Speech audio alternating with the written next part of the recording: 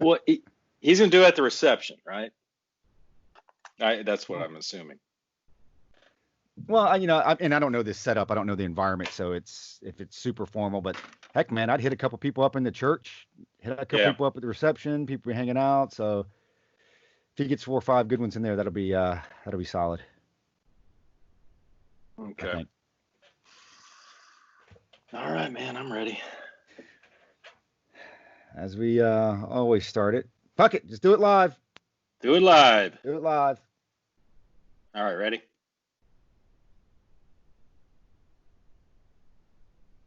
All right, then. Welcome to the 25th episode of Culper's Canteen Cup. During this broadcast later on, I'll be coming at you live from up there in Kansas. I'm at a wedding with some friends. Until then, Luke and Roger will be chatting with y'all. If they make a hash of it, I'll plumb near cut their heads off with a Kaiser blade. Some people call it a sling blade. I call it a Kaiser blade. I reckon I ought to give a thank you to Carlton Zeus for that purty jingle. Great for a listen on that iTunes while you tend to your wash or have some French fried potatoes. Maybe some biscuits with that mustard. All right, then. I reckon I ought to kick it over to Roger so he can say something smart to you. I'll be talking to y'all later. So, are you trying to be Josh or are you just constipated? Because I can't tell which one's which. That's Josh, man. He sounds like Sling Blade. Sounds like Awesome. Carl. Awesome. Well, Canteeners, like Luke was trying to do or whatever. I don't know what the hell that was. But thanks for listening to another episode. And we have a little different format this time. So as you'll notice, and those that are watching on YouTube, both of you out there, because we do have a new subscriber. I don't know who the hell he or she is, but that's pretty badass. But for the folks that are out there listening to us and watching us, you'll notice that Luke and I are together in the studio, or present in the studio, and Josh is out on assignment. So Culper's Canteen Cup is making so much money that we can actually afford to fly Josh out. Actually, drove. We had to make him drive. We can actually afford to drive Josh out on assignment from North Carolina out to Kansas.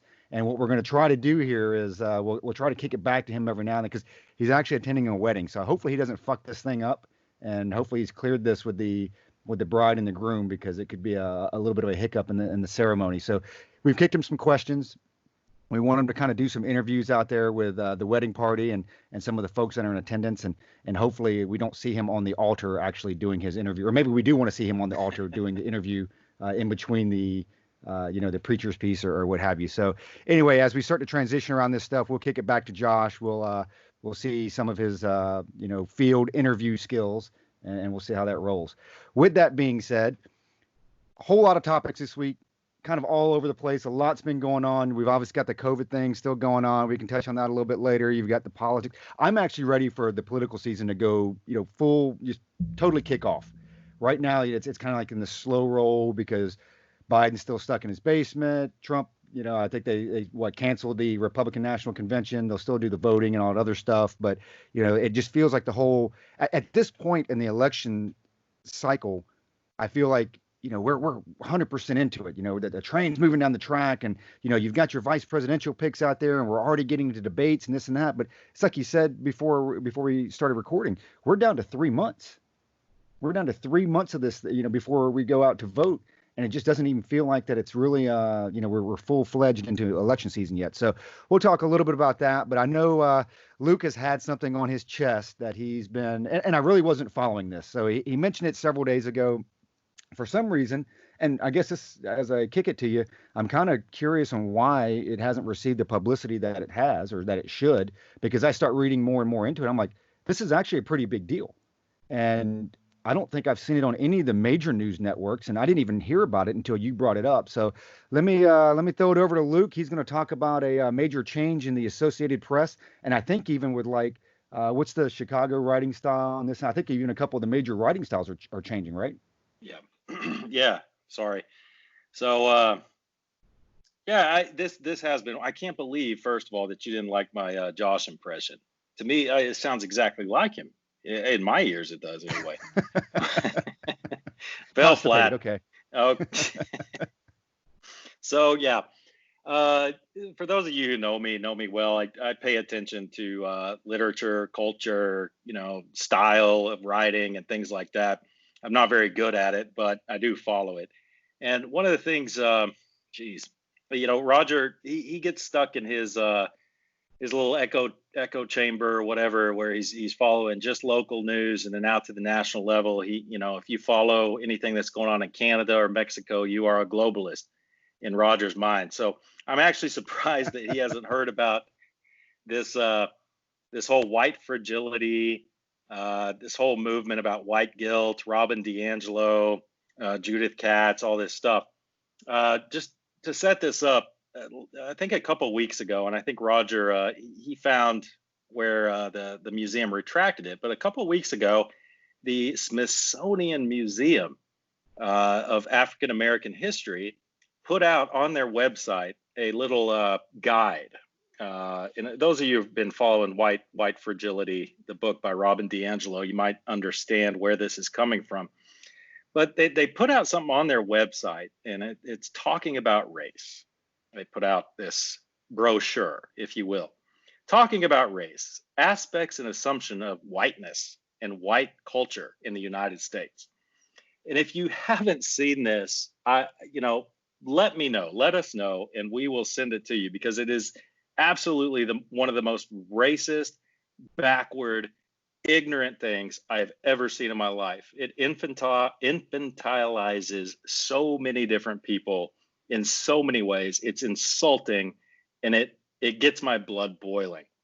On this this brochure that they put out, aspects and assumptions of whiteness and white culture in the United States, they outline what it means to be white and the values of white people in the United States, and how, I don't know, I guess they're saying it's negative, but some of the aspects and assumptions are these things: rugged individualism. The individual is the primary unit. Self-reliance. Family structure is a white thing. The nuclear family, father, mother, 2.3 children is the ideal social unit. Now, okay, so emphasis on the scientific method, objective, rational, linear thinking, cause and effect relationships, quantitative emphasis. History is based on, Northern European immigrants experiencing the United States, Protestant work ethic. Religion, Christianity is the norm. Status, power, and authority. Wealth equals worth. Your job is who you are. Respect authority. Future orientation, plan for the future. Delayed gratification. Tomorrow will be better. Time. Follow rigid time schedules. These are all white things, people. Aesthetics, based on European culture. Holidays, based on Christian religions, based on white history and male leaders, like Martin Luther King Day. Yeah, I guess that doesn't really apply. Justice, based on English common law, protect property and entitlements. Intent counts. That's a white thing, okay? According to the Smithsonian Museum of African American History. I mean, this is taxpayer funded. So is this the federal government stance? Further, competition. Be number one, win at all costs. Action orientation. Communication.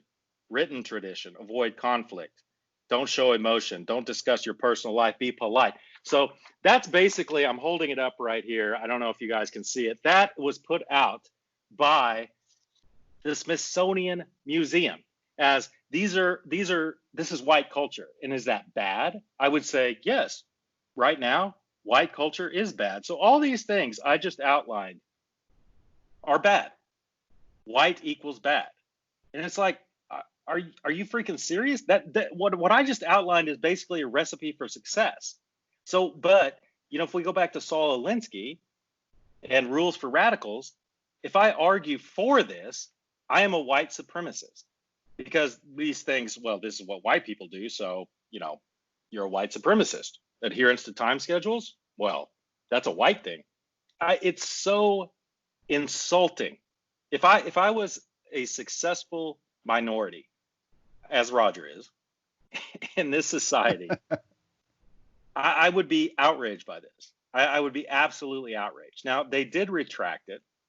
they did retract it, and I'm going to kick it to Roger before we get into the capital W, capital B, or lowercase, and see what he thinks about it. Because I think I sent this to you, and I was so outraged. And we're in 1984 territory here. I mean, Josh is always talking about, doom and gloom, and there's a civil war coming. And this right here is insidious to me. It is absolutely insidious. Now, this brochure is based on some research, quote unquote, by an educator / professional thinker named Judith Katz, who authored the 1978 publication, White Awareness, Handbook for Anti-Racism Training. And if you go on Amazon right now, you can actually buy that book, and you can buy White Fragility by Robin DiAngelo in a bundle for, I think, let me look here, for $48.73. Oh, and also you get How to Be an Anti-Racist by Ibram X. Kendi. Now, I'm totally outraged at this. I could talk for hours on how this is actually tearing us apart.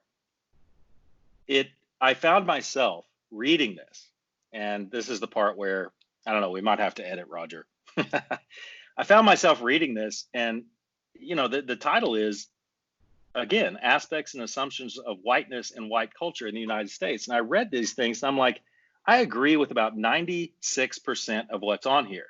Does that make me a white supremacist? I am proud that I do these things. So am I going to be labeled as a white supremacist because I have rugged individualism, an emphasis on the scientific method? I have future-oriented goals. I celebrate certain holidays, competition. What do you think, Roger? I mean, I feel like I'm going to be persecuted for pursuing what's made me somewhat successful thus far in my life. What do you think? Well, let me ask you this. What do you think the whole intent of putting that out was? Because I think that's a major, as I thought about it and I saw it, I was the same as you. I was kind of pissed. I was like, wow, this is kind of it's very degrading. And then, like you said, you can't even speak up about it, because if you say anything, then, it goes back to several episodes ago where you're a racist, and it takes me a whole, chapter of a novel to explain why I'm not a racist or whatever. So you don't even want to talk about it. But I do go back to, I mean, what do you think was their intent in publishing that and posting that? Oh, that's a really, really good question. I mean, the conspiratorial, side of my being, which is small, but it's still there. When I can't figure out exactly what their goal is to put in putting something like this out, the conspiratorial side of me says, well, great leap forward, cultural revolution. Let's turn people against themselves. And, I don't see, like, the scientific method part of it. I don't understand that. Cause and effect relationships. That's law. I mean, that's how things work. That's how the world works. So if somebody reads this and says, oh, well, scientific emphasis on scientific method, that's a white thing. So white bad right now. So maybe we should look at another way of doing science. It doesn't make any sense. So that's a really good question. I don't know what the goal was, other than maybe, some of the board members there. And we talked about this offline, and I'll give you $5 if you tell the audience what you and I talked about. But, part of me wants to say, okay, this came out during a very tense time, right around the time that Robin DiAngelo's book, White Fragility, is coming out. And she's making a ton of money on that, by the way. And maybe it was a plug, like, sell more books, give credence to the white fragility, white guilt thing. I don't know. Maybe it's something as simple as that. But if you look at this aspects and assumptions thing, it goes back to, 1978. So this is not a new thing, 1990, actually.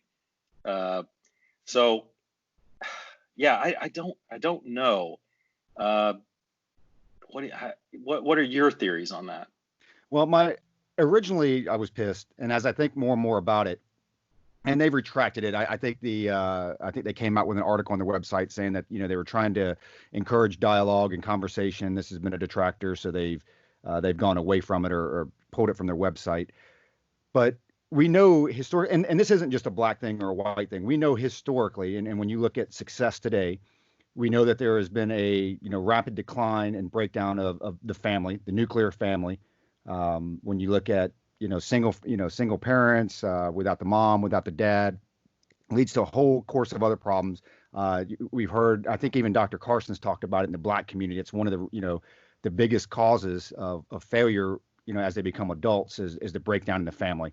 And again, I don't think that applies just to Black people. It applies across the board. So on a positive spin, and I think they poorly framed it, I want to believe that they put that out there to highlight, hey, this is where our race or whatever you're calling it. And I know you're shaking your head, right? Because it's, who knows, but I want to believe they're pointing out and say, hey, here are the shortfalls that we have as a race. Now, what I think is it's such a broad, I hate that term anyway, because I don't think you solve any problems as a race. You have to solve them at your family level, because I would tell you this, we have had, and mainly because it's a podcast or whatever, but with my family, my kids, we've talked more about race and made it more of an issue in the last several months than we have in the 20 some odd years that they've been alive. Because for us, like I've previously said, it's never been about race. It's like you do you work your ass off, you do the best that you can, you respect everybody that deserves the respect, defend yourself if you need to defend yourself, but you earn things and you achieve success based on your own merit. Nobody gave you anything. Now, we say nobody gave you anything. I get it. There are different levels of starting off, right? So if you have folks that are out there that born with a silver spoon in their mouth, or they come from a family of millionaires, they obviously have a lot more resources to start off with. And again, I think at that point, your level of success, it's all relative, right, to where you came from and where you see yourself and how you measure success. So I get that everybody comes from different levels, but it's just never been about race for us. It's just like, hey, I don't care. It doesn't matter what your dad did. It doesn't matter what your mom did. Yeah, I get it that it may make it tougher growing up because you have less resources. But hey, I got to break this down for everybody. And this is what I tell my kids. It's like, remember going to Crucible and getting your ass beat through SVAA. So hey, oh God, yeah, you have two choices. You can either lay there and continue getting your ass kicked, okay? And then I guess this is the way I frame this. So in that sense, we're saying, hey, collectively, we're all just getting our asses kicked. So I mean, I guess you can just continue to lay there and continue to get your ass kicked, or you fight back and you get up and you do something. You move forward. You can't just lay there and die. And that just comes down to basic survival instincts. You have those that sit there and bitch about the situation. And again, this is not a race thing. I learned this in the Army. This is the way I've always, worked. This is the way I've raised my kids. You can lay there and bitch about it, complain, whatever, or you get your ass up and you start moving. And it's a basic survival, mechanism. You can either lay there in the fetal position and die, or you get your ass up and you move. And I'm not saying that we shouldn't discuss race and we shouldn't have those debates, because, hey, racism is alive and well. It's out there. I get it. I don't think I've ever really seen a whole lot of it. I mean, I see on the TV. I'm talking about just me personally. There may be people that have, heck, Luke, you might be racist against Asians or whatever. I never know it, but I'm never going to change the thought. I'm never going to change the thoughts and the feelings of individuals. You can only change the actions or try to curb them or whatever. But I've just never really been subject to a whole lot of it. My kids, as I have the discussions with them, they're kind of like, no, we haven't as well. And even in the Army, I mean, I spent 22 years and all around. Hey, as a kid, I went to high school in Chicago, so I get it. But even then, I mean, I just never really saw a whole lot of it. And so it goes back to, I think it was Samuel Jackson that said, he's like, hey, you want to end racism? He's like, stop talking about it. Make it, and I think that's part of the problem is they paint these broad brushes because it's easier to say, well, we're all getting beat down. Well, what does everybody getting beat down have to do with you as an individual and how you raise your family? And what does everybody getting beat down have to do with you as an individual succeeding and working your ass off? So when I look at that thing when it first came out, and again, maybe, I am a little bit of the eternal optimist when it comes to that stuff. I look at it as maybe it is a way that they were trying to point out, hey, this is what we were missing. But again, I don't think it applies to just blacks. It's like you said, hey, that's their recipe for success. I think I agree with 99% on there. So, I mean, when you talk about a cultural revolution, they put that out there with your theories on it. I don't know what your end result is with that. I mean, you have a cultural revolution to combat everything that they put on there that quote unquote white people do to be successful. So does that mean that we are now going to define success as not working your ass off? Does that mean we're going to, and I tell you what, this kind of goes back into, later in the show, we're going to talk about this. You know where a lot of this stuff comes from? It comes from the Obama era. And I don't want to, I know I don't want to sound like everything Obama did was bad. He was bad. He was bad, which majority of it was. But one of the things they took away was the government has taken away the right to fail. I mean, you talk about nowadays, well, the government's holding me back. I can't succeed in this and that. And I think I heard Mark Levin say it a couple years ago, and it was pretty profound. I was thinking about it. It's like, because we all think about success. The government stopped me from succeeding or whatever. But what we don't think about is they've taken away your right to fail, because it's no longer, well, we can't let you fail. We have to have a system set up, which we do have social systems set up to kind of ease that. But if you do fail, it's no longer your fault. It's society's fault. It's the situation you were put in. And I tell you this, I know there are a lot of folks out there, and you even see them in Congress. Even when you look at, hey, as much as I can't stand her, you look at AOC, right? You look at AOC, could give a shit about her. I think she's an embarrassment as a representative. I think she's hurting her people. And when you just take away my opinions about it, when you look at what she did with the Amazon jobs, I don't think she has the people in her heart. But she's a prime example. So she was a bartender. Now she's in Congress. You talk about all this racial divide and racial inequity. We've had a black president. Okay, we've got, I don't know, with Elizabeth Warren, we've got a Native American senator. Right? You've had, your DNIs, you can link almost every executive level in the government, including the military. We've had minorities in those places, not just blacks, Asians, this and that. You've got minorities that are filling all of these roles. So, they talk about, back in our day in the 80s, right? They talked about the glass ceiling mainly with women. Is that glass ceiling? It's gone, right? Haven't they shattered through that? I think when Barack Obama became the president of the United States, right, wrong, indifferent, whether you like him, whether you don't like him, the first time in our history you've got a black president. At that point, me personally, I think that barrier has been broken. You're not going to change the way people think or feel, but I think to say that, hey, any race can't succeed, I think at that point it's moot, right? It's done. Did you guys witness that?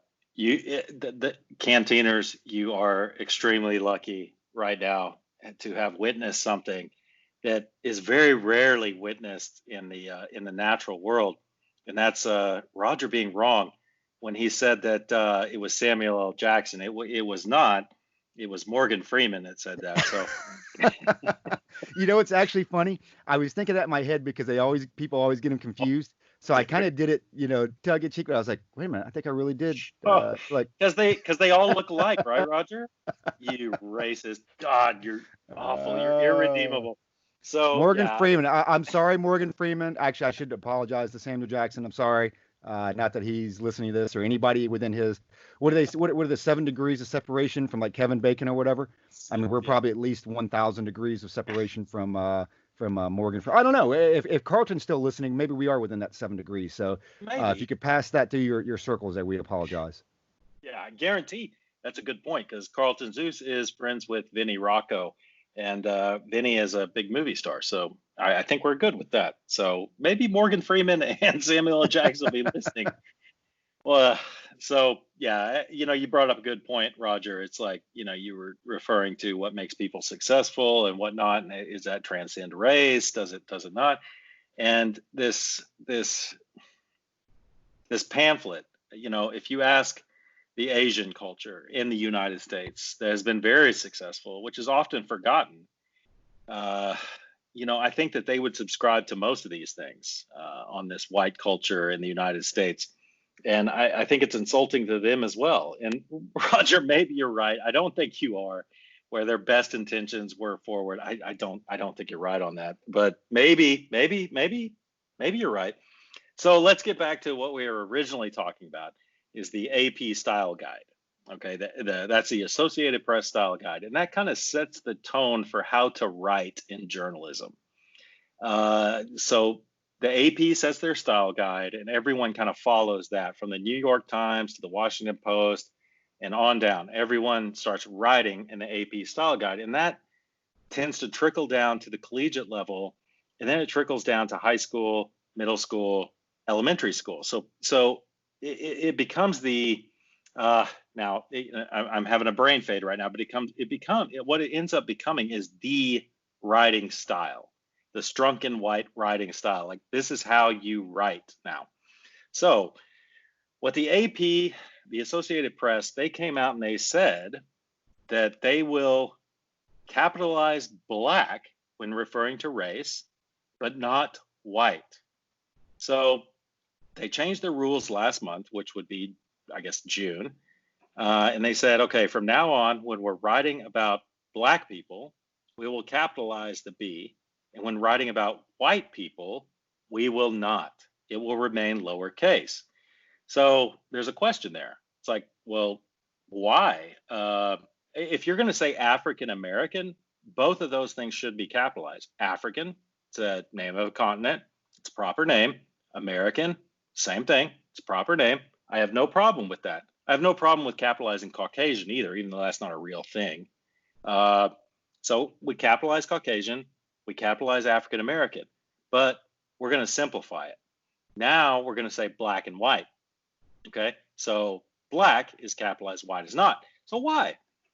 The AP said white people in general have much less shared history and culture and don't have the experience of being discriminated against because of their skin color. Interesting. Okay, so this all started with the George Floyd thing.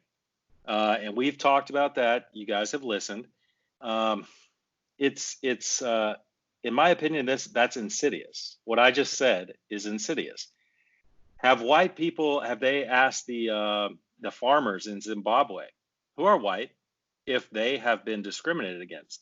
Well, they have, by black people in Zimbabwe. There's no argument. That is a fact.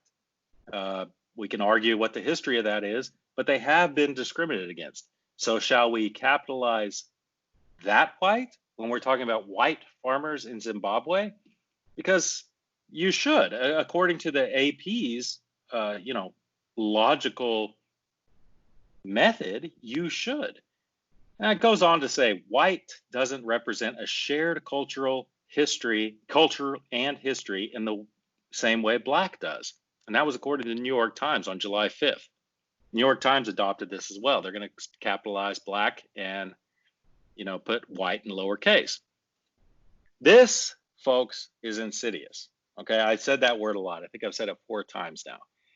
This is affecting actual language usage. Josh likes to talk a lot about 1984 and how the system is trying to change language. Here is your proof. Look, white supremacists, neo-Nazis, I've never met one. I know they're out there, but they're very few and far between. But what this does, when I see it, wait a minute, I'm white. Why isn't my race capitalized? It all automatically puts someone on the defensive. I don't need to be on the defensive. Back to Morgan Freeman's words, if everyone would just shut the fuck up about this, it would work itself out. I mean, yeah, racism is alive and well. It absolutely is, worldwide. But let me tell you, and Roger can tell you the same thing, and so can Josh. Racism in the United States is not a thing compared to the rest of the world until we start fucking talking about it. When we start talking about it and convincing ourselves that it is a thing, then the problems start. I challenge you. Let me tell you a quick story. I was in the Netherlands. I was assigned there. That's Holland. And a friend of mine came to visit. It's a black man, capital B. I'm a white man, lowercase w. He came to visit me, and we went out to a bar. It's a bar I normally went to, and it was great. I love the bar. People are great. It's awesome. We go to the bar with my friend, and They stop us at the door and they say, I'm sorry, he's not allowed. And I knew all the bouncers, and I was like, what the fuck? Come on. It's me, man. And they're like, no, he can't come in. I'm like, why not? He's black. That was their answer. I was like, well, come on. And they're like, no, we do not allow black people in this bar. So I had a conversation with them, and it was because there were a lot of Moroccan and Algerian refugees. It caused problems in that bar. So my friend who is black, whose skin color is black, is not allowed to come in. Now, come on. Has anybody listening to this seen that in the United States? That's racism, straight up. There's no argument. So when they're changing the language, when they're changing the usage, when you write it, capital B, lowercase w, it automatically creates a difference between the races in the mind. In the mind, it creates a difference. So your language will change too. Your language, your spoken verbal language will change with your thought process. And we can talk about Mr. Noam Chomsky with that later, or not. It's too boring. But, what's going on right now is I see a wedge being driven between Americans. And for me to even say I don't see race, that's racist now. I'm not allowed to say that unless it's insidious, people. Do not let them do this. We have your own thought process. Judge a person based on the content of their character, not by the color of their skin or where they came from. Just judge them. Just judge them based on what they do, not your preconceived notions of them. Now, whoo, man, that gets me worked up. I think what's going on right now is horrible. I don't think it's orchestrated by any one individual, but it is driving a wedge between us. So let's lighten the mood a little bit. Let's kick it over to Josh and see what's going on at the wedding. We gave him a few questions, and hopefully people will answer honestly, and maybe we'll get a few more listeners. All right, so I have Chelsea here. So Chelsea, you caught the bouquet. So traditionally, you are the next woman to get married. If you don't get married within the next year, are you willing to give that to somebody else who actually will get married? No, because the way things are going, if it's not within the next year, it'll be at least a month after that. So, gotta wait and see. But it's still mine. I'm next. All right, so you're next. So that means we're coming back out next summer for another wedding. Yes, so come August, early September, don't make plans. All right, we'll keep our August and September 21 calendars open. You heard it here first. Wow, so she seems pretty self-confident there. So I guess only time will tell. So we'll see next year, and we'll keep all of our Canteeners informed of how that relationship pans out. So thanks again, Josh. We'll tune back into you here in a little bit. Going back to Luke's previous thought about the big B, lowercase b, big white, lowercase white, whatever. I didn't pay as much of an attention to it at first until, mainly because I just didn't see it. I mean, it wasn't reported anywhere on the news over here that I saw until Luke brought it up and I looked it up. But here's the impact this is going to have. And you started to touch on it a little bit, but didn't complete the thought process. Imagine having a newborn and educating, your son or daughter growing up. And I don't know what age, I can't fucking remember when you start to learn to actually write and put, coherent, letters together to make a word or whatever. But imagine this, when you're in that kindergarten phase or whatever, and you're helping your kid write and, okay, well, hey, you write black. By the way, you have to, Luke's holding up his Jameson Black Barrel bottle, which by the way is capitalized, the capital B. So it must be a superior whiskey, superior Irish whiskey, which is kind of weird, huh? But anyway, but imagine having to explain that to your kids, because here's how this conversation is going to go. And not in my house, it wouldn't, but in a lot of families across the country. Well, hey, Dad, Mom, whatever. Why do I do a big B on this? And what, do I capitalize white too? Well, no, we don't, Johnny. We do the big B because, they've had, years of oppression and we have to prop them up. And or it'll go down to the well, hey, you know what? We're inferior to them, and so you have to You have to capitalize the B and make it a capital black as opposed to white. And you can take that conversation, right? You can run that into ground and go down that rabbit hole and figure out where that leads to. But it goes back to what you said. It's racial divide.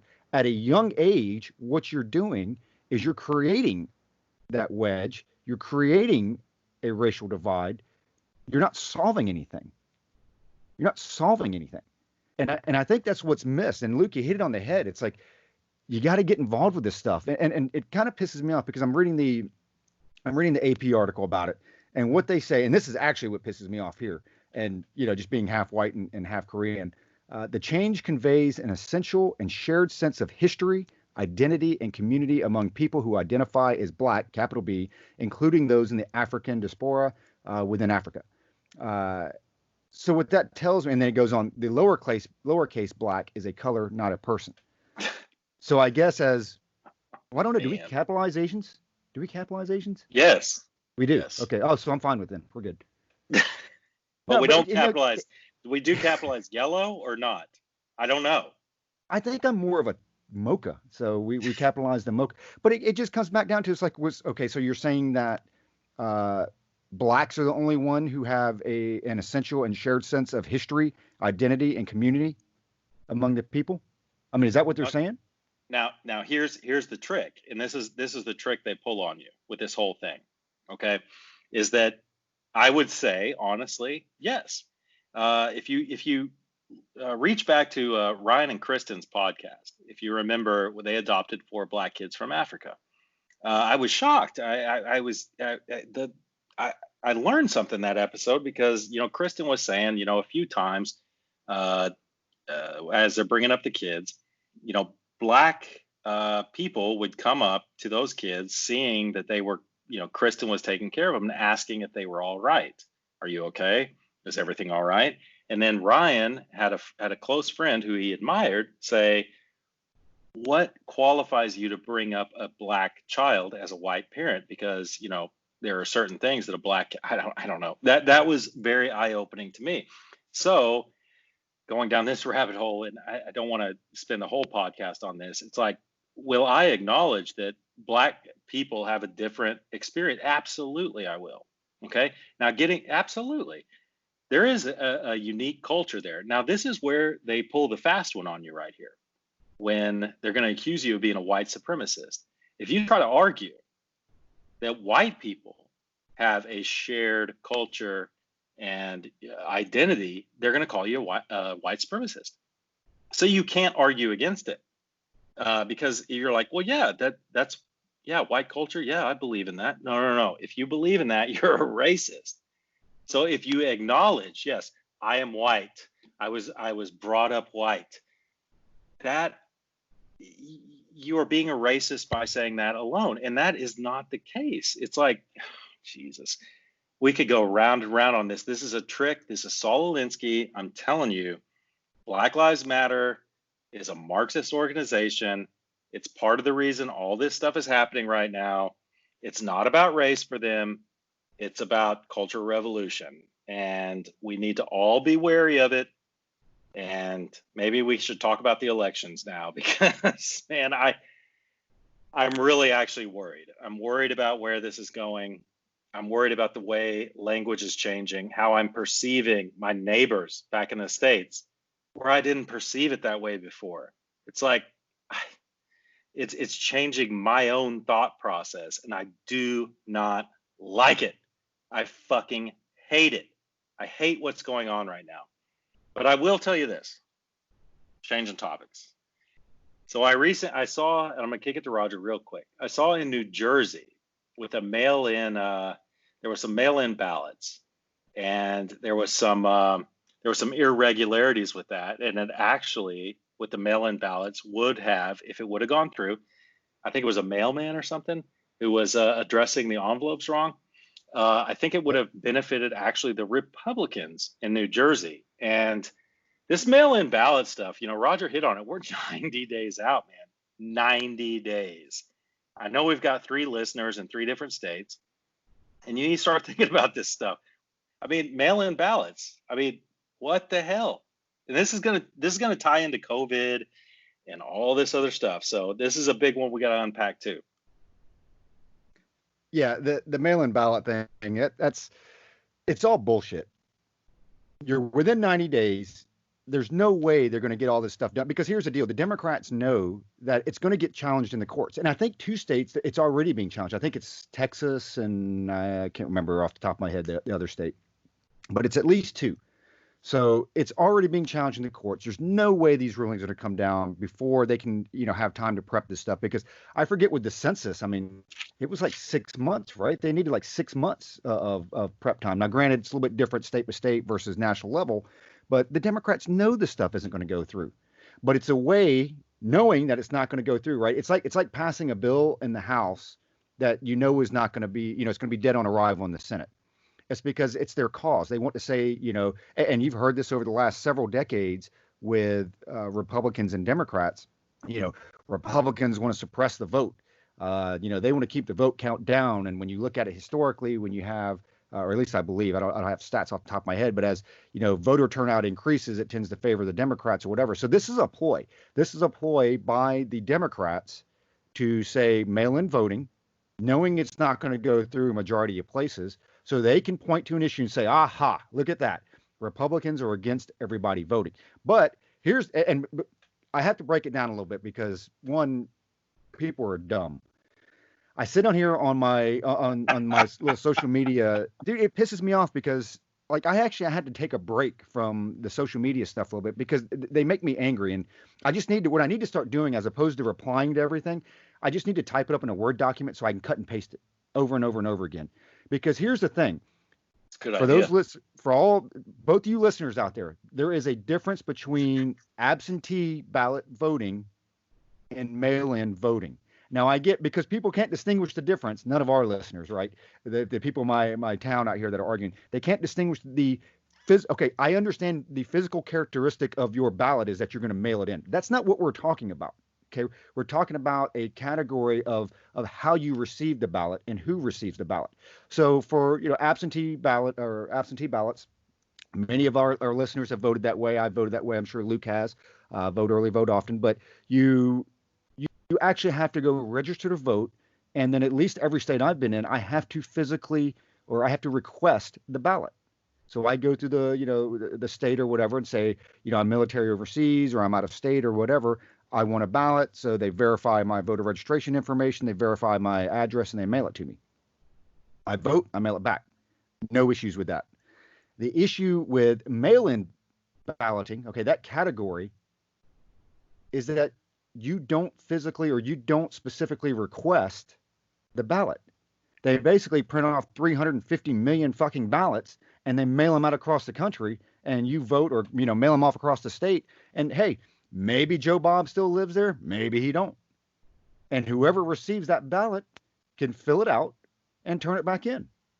That's the problem. There's no control over that. Now, you go farther down that hole, because that's just one issue by itself. So just straight out mail-in ballot, it's just dumb. What's the reason to push mail-in voting? Because this goes back into the Corona thing, right? This goes back into COVID-19 and the masks and all that other stuff.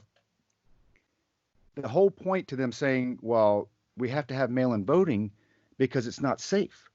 It's not safe to go to the polls. It's not safe to go to the ballot boxes. It's not safe to use the pens and yada, yada, yada. But don't masks work? Right? So if masks, and so again, this comes down, and this is why the majority, or I wouldn't say majority, I'd say from what I see out here, it's about 50-50. Actually, it's way the other way. We started out here in my town doing the whole social distancing, masks, this and that.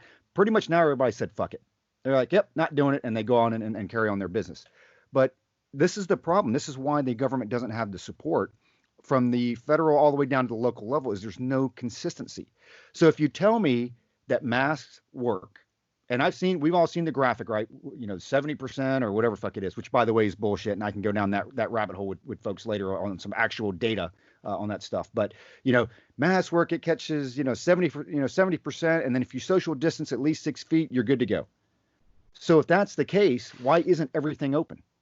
If that's the case, why are we pushing for mail-in balloting or voting?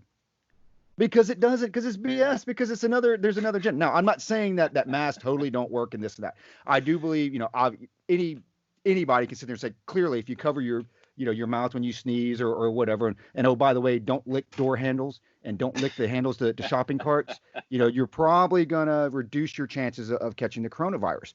But if you're telling me that masks work and social distancing works, then why aren't we opening everything?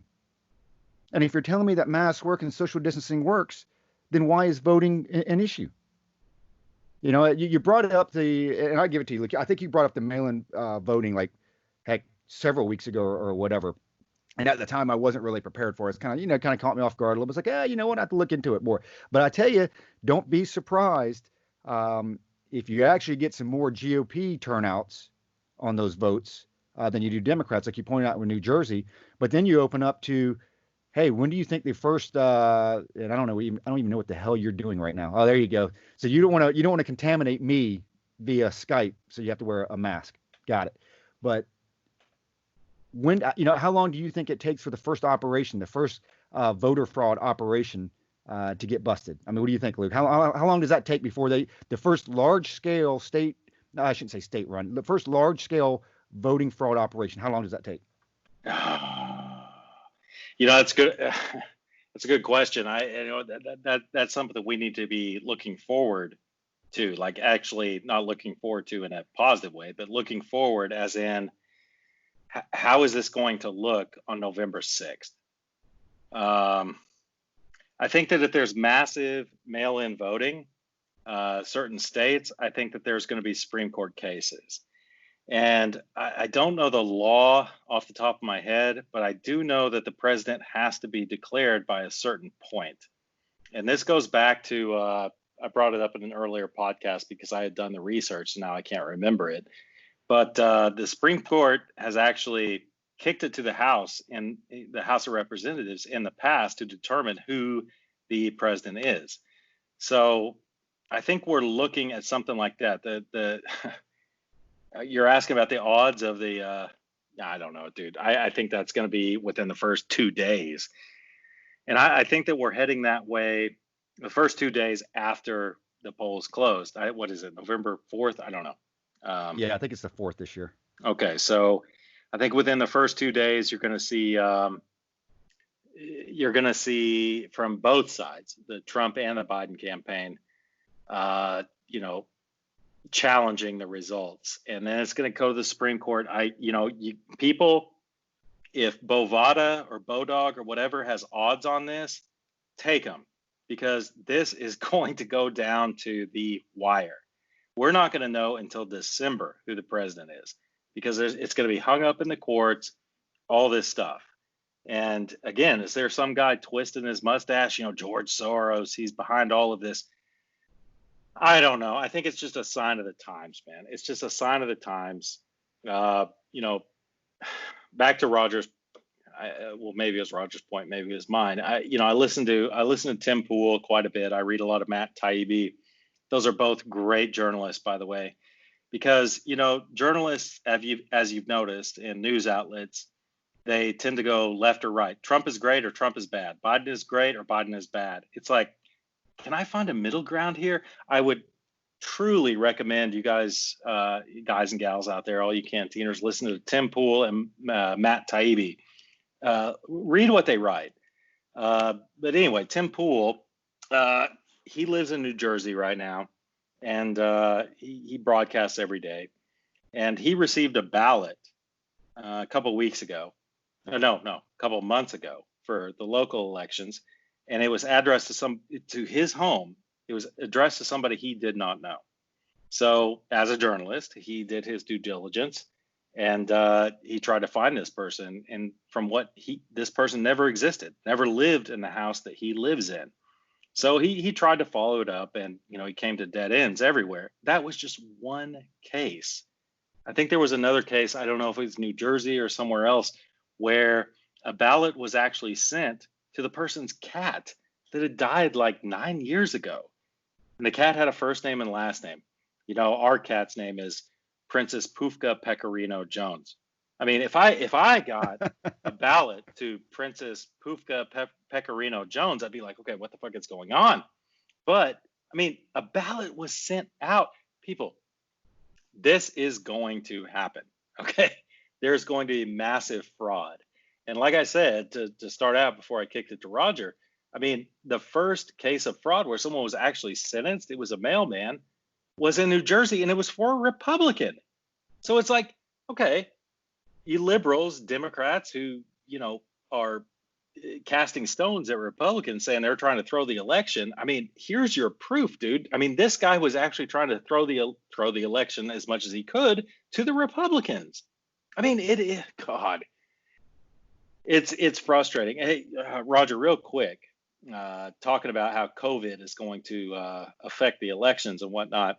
Did you actually see that Fauci pitch in DC? I mean, he certainly flattened the curve with that.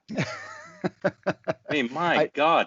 I didn't see it. I did read that he threw it into the dirt, and then of course I've seen all the pictures of him sitting up in the stands with no mask or the mask pulled down, and I guess his wife was sitting next to him without a mask, and then whoever the other gentleman was that was sitting next to him. But I was thinking as you were talking about the mail-in ballot, the mail-in voting, what about fake ballots? I mean, I didn't even think about that. So let's say your ballot gets sent out, whatever date it is for your county and your state. What if I sent out a fake ballot before then? I mean, think about that. You go to a heavily, and I don't care if it's Republican or Democrat, okay, just pick a whatever district. And you say, hey, because let's face it, when you get down to actual voting, it normally comes down to 1 or 2 counties per state. That's generally, like here in Arizona, it's Maricopa County. And it depends on, like when we voted for our last Senate election, it really comes down to, hey, if a Democrat wins Maricopa County, they're going to win. And the same thing with Republican, you can't lose it. So it really comes down to 1 or 2 counties. But what if you went to those 1 or 2 counties, and we're heavily populated, right? So Phoenix is 5th largest city in the country. But let's say you go to a smaller city in a smaller state that could potentially be a swing state. And what if you get my fake ballot before you get the official ballot? And I send in, and I put clear instructions in there. Hey, this year, you're voting for Joe Biden or President Trump or whatever. And oh, by the way, if you receive multiple ballots, it's against, federal law to vote, multiple times. So please disregard any future ballots that come out or whatever. You could actually have a point where, people think that they actually voted and didn't vote. So, I think it's a slippery slope. You do this, it's going to open up a whole lot of fraud. I don't know which way it falls, whether it falls to the left or to the right, but I don't think it's going to be an issue anyway. I'm hoping, I think this is the one time where I do believe that it's going to get tied up in the courts, and that'll push it beyond November. So with that being said, real quick, I think Josh just tapped us. I think he's got another interviewee that he's going to talk to. So let's kick it over to Josh real quick. So quick question. So you got your new tattoo. Where did you get it at? I got it at my friend Gretchen. She just started tattooing and she's very, very good. Okay. So you went to school with Callie? I did go to school with Callie, yes. All right. So do you think your new tattoo took away from Callie's day because you got it a couple days ago? No, because it's all about Callie, and we did not show me very much. I'm actually not in the bridal party. I'm in just a bridal attendee, so her day was not dismissed by my tattoo at all. So, do you think you should have been in a bridal party? And if so, who do you think you should have replaced? I do not think I should have been in the bridal party. I think I should have just went to the wedding and had fun and enjoyed her in Austin. All right, I love it. Thank you for being a good sport. We really appreciate it. You're welcome. Thank you. It was nice meeting you guys. Thanks again, Josh. She sounds like a nice young lady. I think you should go back and ask that question again after everybody's had a couple drinks, because I think right now everybody's saying the right things. Give her a couple drinks, go back, re-ask that question and see if we get a different answer. But thanks again. Great question, Josh. And we'll come back to you here in a bit. So we were talking about the mail-in voting. And Luke, I don't even know what the fuck you're doing right now. Can you even see? I don't think I'm going to be able to hear you through your mask. But we were talking about the mail-in voting, and I want to throw this out there. And I know it's been out there for a while, and we've got some folks out there that work in the medical field. And, you talk about the coronavirus, COVID, and this and that. But before we go to our next topic, I started just pulling some numbers from the CDC and this and that. Now, again, I go back to my stance. COVID's dangerous. It can kill some people. The high risk. I get it. I don't want it. I don't want anybody, my family to get it. I do take extra precautions as far as like, hey, I shake somebody's hand, I wash my hands with soap and water. Again, I don't lick doorknobs, things like that. I don't purposely try to catch people spit in my mouth or whatever. Now my numbers are a little. Well, wait. Isn't there one person who's? Oh yeah, well I catch your spit all the time, but So I was looking at the numbers. My numbers are a little bit off because right now I think we're at 160,000 confirmed cases. I was pulling from 144, a couple weeks ago or whatever. So, and this is all backed up through the CDC, Center for Infectious Disease Research and Policy, yada yada yada. So you can Google all that shit and verify my numbers for those naysayers out there. So at the time, 144,000 dead. Take a guess, Luke. What percentage of those deaths are from nursing homes? Any idea? Oh God. From nursing homes, I'm going to go out on a limb and say that 85%. Wow. A little high. 40%. All right. Now, your number's probably right. So hold on a minute before you shake your head. Okay, explain that. Let me explain it. 57,600 folks dead attributed to a nursing home. Okay. So, but hold on. Again, you got to dig into the numbers a little bit farther because what's happening is people are using different numbers and their math to support their narrative. And if you Google something different, that's fine. That's what I pulled up a little bit earlier. So it, again, not the end all be all. Maybe it is higher. What I pulled up was an estimated 40% from nursing homes, which would be 57,600. Which, if you remove that from your 144K dead, you're left with 86,400 people that have died attributed, to COVID-19 or the coronavirus. So of the 86,400, it makes me wonder, because even when you go to the CDC site, how many of those deaths are purely from COVID? And we're not talking about, because we all saw the Illinois Department of Health, right, come out and say that, hey, if you died in a car accident and you had COVID-19, it is a COVID-19 death. If you are terminally ill and you have a couple days left to live, and you die and you test positive for COVID-19, it is a COVID-19 death. So I was thinking, it's like, well, hey, the CDC doesn't track that specifically, so I wonder what percentage of those deaths are truly just COVID. Now, what the Center for Infectious Disease Research and Policy did was they took out all that stuff. They just said, hey, look, this is how many deaths you had year over year, and this is the increase of deaths this year. With the COVID-19 outbreak. And because one thing they did point out was like, wow, nobody's dying from the flu anymore. Nobody's dying from pneumonia anymore. It's all COVID-19. So of that, 28% increase in deaths due to COVID-19.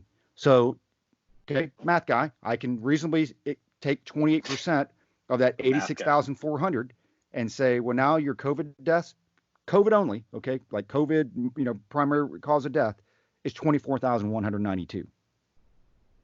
If you count the nursing homes and the old folks homes, if we go off of the 40% or whatever of the total 144, you're at 40,320 deaths. So again, I get it. One death's too many. I got all that stuff. All I'm saying is that when you look at the inconsistencies with the social distancing, the masks, the amount of deaths, the closures of businesses, the data just doesn't support the actions that we're taking. And that's my problem with it all. So I don't know. What are your thoughts on that, Luke? Be honest. Be honest with me right now. You want to get COVID, right?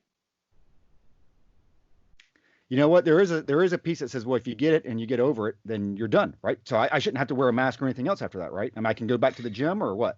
Well, no, because if you look at like what Fauci is putting out, and it's not just Fauci, it's the World Health Organization. They're trying to obfuscate.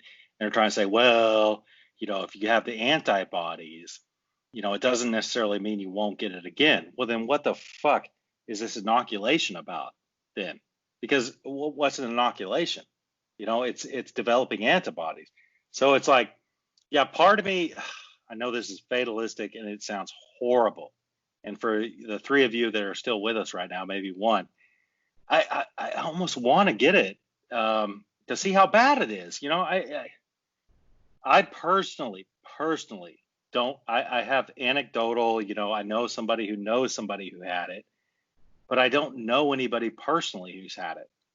And I almost want to get it so that, I know it sounds horrible. It sounds awful, but and I'll backtrack on this later maybe, but I don't know anybody who's had it. So, is that, I don't know, 6 degrees of separation? Whatever. But we got kind of far afield talking about the mail-in voting and stuff. This is just a unique time. It's a unique time. As the Chinese proverb says, may you live in interesting times. And these are interesting times. I think this election is going to be, pardon my French, a late-term abortion. It's going to be absolutely awful. And I don't know if people are looking at that right now. I don't, I made a joke with Josh earlier. Josh, in his usual form, said that, all-out race war is coming. Maybe not. I don't think it's going to be a race war. I think it's going to be a cultural type thing. But, I don't think we've seen the tip of the iceberg yet. I think this election is going to be a real telling time. I think it's going to be a very confusing time. We're all coming off the COVID thing. We're all coming off the Black Lives Matter thing. George Floyd, all these things. I think that this is a powder keg. I really do. And, now we're talking about schools not opening. But before we talk about schools not opening, let's kick it over to Josh. Let's kick it over to Josh to lighten the mood a little bit and give us a few, pointer or a few questions, and so you educate the rest of you guys, and then Roger will take over from there. All right, so I'm here with Austin's brother. Austin is a groom, and we're just gonna get some well wishes from him for Callie and Austin. I'm glad for both of them. I've hung around them both for all my lifetime. Callie's in my class. I've known them since I was a kid. I've enjoyed their happiness ever since I was grown up. So, what else can you enjoy about that? Yep. No, it's good. We really appreciate you guys having us here. And here's to Callie and Austin. Thanks, Josh. It sounds like you're having a lot more fun out there than we are back here, because, at the beginning of doing this podcast with Josh and Luke, at first I thought it was therapeutic, but now the more and more I start talking about this and I do this research, it just pisses me off, because I tell you, and I know we're not the only ones, there has been a lot taken away from us this year. And individually, when you look at your freedoms and things that you can't do and can do and this and that, but I tell you, and, I didn't want to go down this route too much, but man, I think I'm done with sports. I think I'm finished with sports. It's, I had this conversation with my son because I'm a big basketball fan, and I think right now I still have college basketball on the horizon, so we'll see how that plays out. But I'm a huge sports fan. I love sports. I like the pure competition of sports. I think when you look at, being purely merit-based, and right now we're listening to Luke pour another glass of Black Barrel, but it's it's purely competition, right? It's going out there and outperforming the other individual, or as a team outperforming another team, and so I like the purity of sports. And when I think it was Laura Ingraham that told LeBron James just shut up and dribble, and she caught a lot of flack for it. The whole point to that is I watch sports for the entertainment value. I don't watch sports because I want a class or a lecture on, the cultural war that's going on, or social justices or injustices, or racial equality or gun control. Remember, Bob Costas did that during the Olympics, I think, where he had his whole spiel on gun control and this and that. And I told my son's like, so you're not going to watch the NBA anymore? I'm like, no, I'm not going to watch the NBA because, one, they have labeled the courts now with Black Lives Matter. Okay. And again, the organization itself is a Marxist organization. That's a fact. We've talked about it before in previous episodes. The leaders are directly tied to that ideology. But at the same time, with these jerseys, with their social, justice messages or whatever on the back of their jerseys, I'm not there to watch that. I just want to watch basketball. And my son's like, well, just ignore it and watch it. I'm like, you can't, because they're going to talk about it. They're going to talk about it, right? Half of that damn, sportscast is going to be around, well, hey, look at such and such has this on the back of their jersey, and it's because of this and that, and yada, yada, yada. And they're going to go down that rabbit hole, and they're going to talk about the court. And it's just like, man, I'm here to watch the NBA. And it's the same thing with baseball, with folks, and again, this goes back to my whole problem with this thing. When you go all the way back to the Kaepernick thing, I don't care if you protest, support it, rock and roll with it. And I tell you, if you truly find systemic racism and you find a bank that doesn't give you a loan purely because of your color, I will go down with you and protest with you. My problem with all of this is not during my time, not during work time. You can't protest when you're at work. Your ass will get fired. I couldn't protest at work. I'd get fired. So what gives these people the right to protest at work, which, by the way, we are paying for? Okay, we're paying for. Not in just some tax dollars, bond dollars, city dollars, this and that, but also just through your viewership, advertising, and what you buy. We pay their salary, but then they're telling you what you're going to watch. And so I do think, as I go down this road, I do think this all works itself out. I'm hoping, because it's I'm not watching the NBA, not watching Major League Baseball and all those douchebags out there fucking taking a knee before the game for the national anthem. Hey, if you don't like it here, move.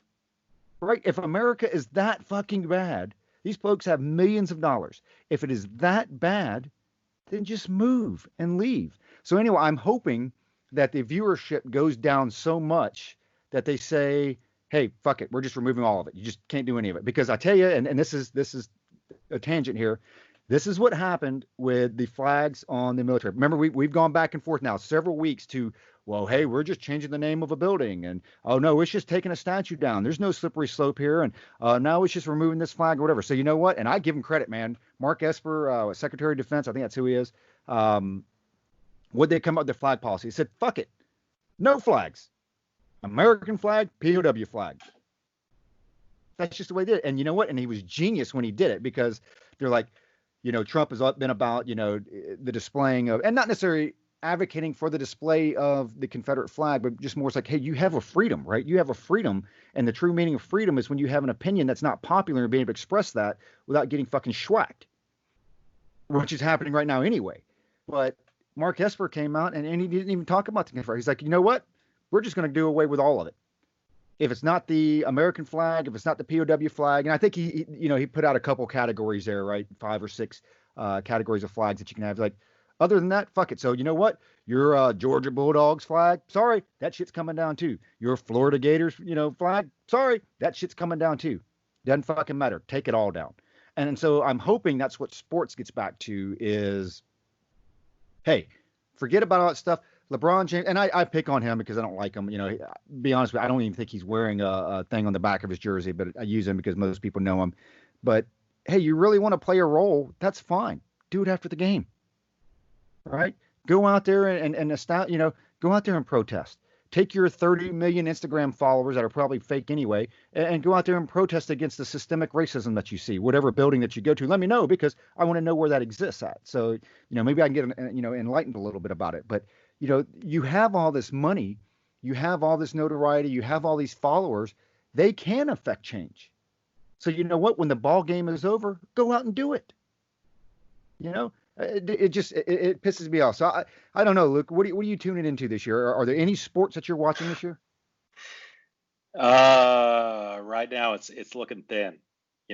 Esper, like you said, I think that was a genius move, and I'll give Bill Clinton his credit. The don't ask, don't tell policy that he enacted, yep. That was fucking genius. It was genius, and I totally agree with it. It's like, hey, shut up. Don't ask, don't tell. Shut up. And that was genius. That's how the military should work. Do I give a fuck about your sexuality?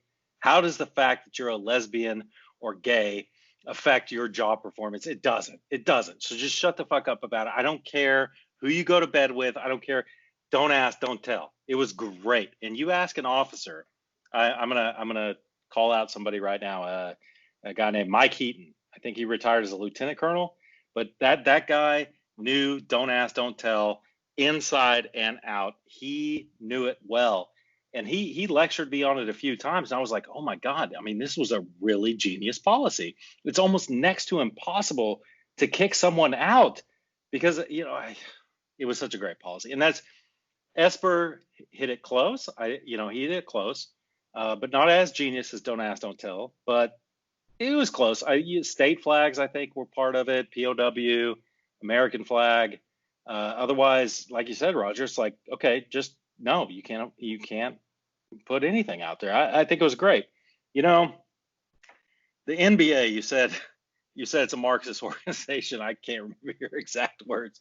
You said it like 2 minutes ago, but it was interesting to me. I saw an article that said, you can order from NBA.com jerseys with, whatever message you want on the back. Your Houston Rockets jersey, your New Jersey Nets or Brooklyn Nets or whatever they are now. And you can put, Black Lives Matter, or you can put whatever. But one thing you could not put, it would not process your order. The website would not process your order is if you put Free Hong Kong on the back of the jersey, and it would not process the order. You could put Free H, asterisk, free. Wait, okay, all right. I can't spell right now because I've had too much Black Barrel. But Free Hong Kong, you could put an asterisk instead of the O in Kong, but you couldn't put Free Hong Kong. It's like, okay, who are these people serving? Their masters are obviously in China. I sounded the alarm on this a long time ago before we even started this podcast. And Josh is just like, oh, they can do whatever they want. So, no, come on. The Chinese are controlling the market, okay? They're starting to control the market. So, no, Roger, to answer your question, I am not watching the NBA. I'm not watching the NFL. I'm not watching Major League Baseball. I will give NCAA basketball a chance until they start whatever. The Big 12 football, I think there was a running back from K-State, I think, who came out, first it was the Oklahoma State. They said, I don't like the fact that Mike Gundy is wearing an OANN shirt. That means he's a white supremacist. So I'm not playing until he apologizes, basically. And so Mike Gundy bent the knee and he said, I'm sorry, I didn't know what I was doing. And so I'm like, okay, all right. So now the NCAA football is involved in this. And Big 12, it's my own conference. It's like, okay, fuck it. Okay, I'm done. And it breaks my dad's heart because my dad is a big Texas Tech fan, biggest fan you'll ever see. But I'm like, hey, Dad, dude, I'm not going to support it. I'm not going to do it. I'm not going to do it because Texas Tech is part of that conference. So no, I'm done. I'm done with that. So NCAA basketball, I'll give it a chance because my Texas Tech Red Raiders a couple of years ago went to the it was such a close game. And so I'll give NCAA basketball a chance, track and field, that kind of stuff, but that's kind of hard to look at. But professional sports, NASCAR, Bubba Wallace, come on, man. I'm done. I'm done with that. I was done with the NBA back in 2004 for a little while, back when they lost the gold medal back in the Olympics in 2004. Oh my God. I watched that and I was like, I'm done with this. When Allen Iverson is the one who is giving the most heart and saying team play, the same guy that said practice, what are you talking about practice? Allen Iverson was the one going on national TV in 2004. I'll never forget, I was in Afghanistan at the time, saying, we're not playing together as a team.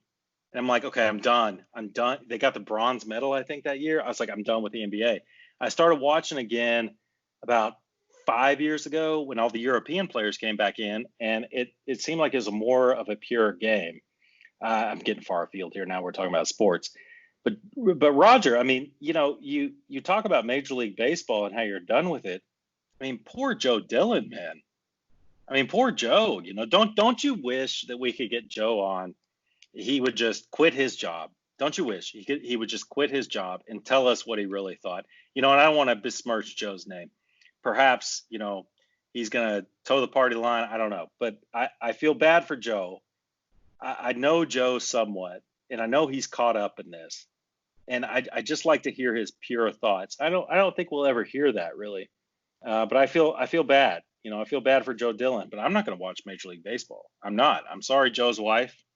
Love you all to death, but I'm done with it for now because I do not need that in my everyday life. Roger said it's an escape. It is. It's an escape. We watch it to be free of all these things. For those of us who focus a lot on politics and we care about how the world works and things like this, that's our chance, man. When that opening pitch, hopefully it's not by Fauci, is thrown out, or when they say the prayer in NASCAR, they do the national anthem. It's like, okay, now is the time I can forget everything, and it's just not like that anymore. So I don't need sports. I loved it, I did, but I don't need it. There are other things we can do. Like for instance, I could polish up on my notes before we start this podcast. Otherwise, I wouldn't be such a fuck up like I am tonight, right, Roger? No, and I think that's the problem. It's just sports is something else that for me has been lost due to COVID-19. It's just one of those things, and it makes me wonder. You hit on the head when you talked about Joe and what he thought. And with a lot of these players, you'll never realize truly what they believe and what they think. Obviously, nobody wants to lose their jobs. You lose endorsements, sponsors, what have you. You lose your way of life. So we're not saying that. But I wonder at what point do the players get fed up with it? At what point, and do they get fed up? I mean, maybe I'm just making an assumption that doesn't happen. But if the majority of players are fed up with it, and I don't know what sport, I imagine it's going to be different because each sport has different, demographics that primarily make up the sport. But is there a sport where they say, fuck this, we're not doing this anymore? I mean, I guess the one thing I haven't heard of is from hockey. It seems like everything I've heard with hockey is that, hey, you're fucking standing for the national anthem. That's just the way it is. So we're going to beat your ass. And I hope they stick to that. But, it goes to, I was sitting here reading, you brought up China. And I think we need to do a future segment on China because it's you're starting to see more and more of it in the news. But I think a lot of folks out there, and not necessarily our listeners, both of our listeners tend to be pretty educated, but folks that I see on social media and I interact with aren't necessarily as educated on what's going on with China. But it goes back to the whole LeBron James thing in the NBA when they were out in China playing. And when who was it? The Houston Rockets GM Daryl Morey came out and he supported the Hong Kong protests, and it was totally against everything that mainland China is trying to do. And then LeBron James decides to interject his opinion and comes out and says that GM Daryl Morey was misinformed and not educated when he supported the Hong Kong protesters on social media. So what was Morey? And I know this is a little bit off topic, but what was Morey misinformed about? What was Morey not educated about? So LeBron, do you actually support mainland China taking back over Hong Kong and Hong Kong losing its autonomy? I mean, what side of the aisle do you follow on there? When I tell you the side of the aisle he falls on there, he falls on the side of the money, right? I mean, what's the expanding, largest market they're going to expand to with the NBA is what? It's China. You want to talk about somebody that's uninformed and uneducated. I would actually like to hear LeBron James come out and speak about China. Speak about some of that foreign policy over there that he's so educated about. And then, of course, later on, a couple days later, or a couple weeks, it may have been, LeBron kind of steps back from it. And I'm trying to find the actual quote here that he says. But basically he just says, well, you know what? I didn't want to address it because the social and economic issues that are going on that are going on in China, it's too complicated for players right now to address. And then he basically comes out and says, if the NBA is not going to address it, then, the players shouldn't have to address it right now anyway. So he basically takes a step back and says, well, so I guess, I guess he's an American. He can do whatever he wants. You choose what issues you're going, which racial issues you're going to address. You choose which, social issues you're going to address. Racism's okay on one side. It's not okay on another. Slavery's okay in one area. It's not okay in another. So I guess you get to pick and choose that, right? So it just goes back to my whole Laura Ingraham, shut up and dribble. And I don't mean that in a derogatory sense. It's just like, hey, just play the sport, and I wasn't a big hockey fan, but maybe I'll give hockey a chance, or bowling. I used to watch bowling when I was a kid. But one thing I did think about as you brought his name up, because I do miss Josh. The good thing is I might actually be able to, on this YouTube video, because normally I have to check explicit because we have Josh on.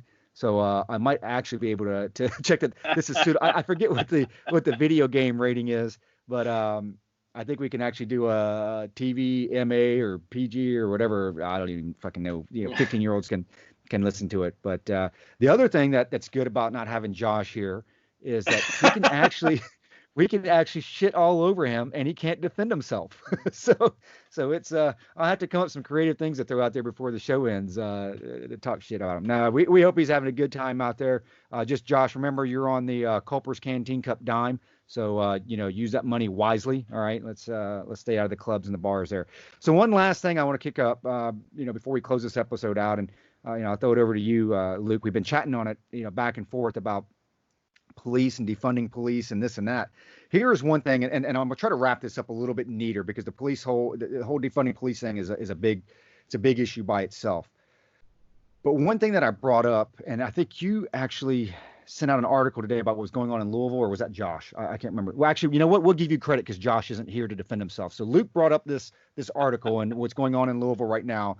And I tell you, the more and more videos I see of, again, I mistakenly use the terms protests and riots interchangeably.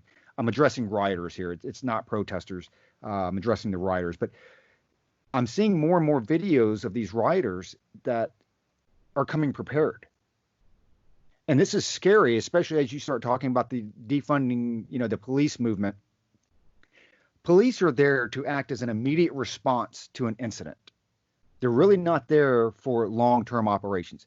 Matter of fact, anything that the police or law enforcement or anything gets in the long term, it just goes all bad, right? When you look at Waco and Bundy's, I mean, you can go down the list. It's all bad because at that point, it really does turn into a military operation to be able to sustain something that long term.